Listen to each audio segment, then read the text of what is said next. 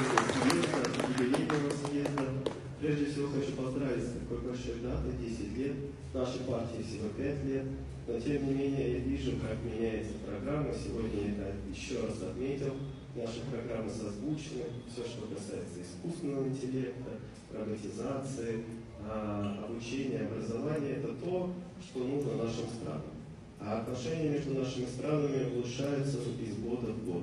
Такую динамику придают наши президенты наших стран, парламенты наших стран. Мы стараемся также поддерживать эту динамику. Ну а мы на уровне партий обмениваться опытом.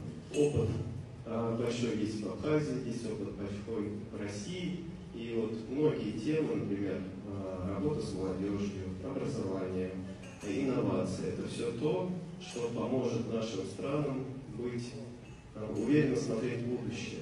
И поэтому позвольте поздравить всех вас еще раз с десятилетием партии, пожелать политического долголетия, всем гражданам успехов и благополучия. Спасибо за большое приглашение.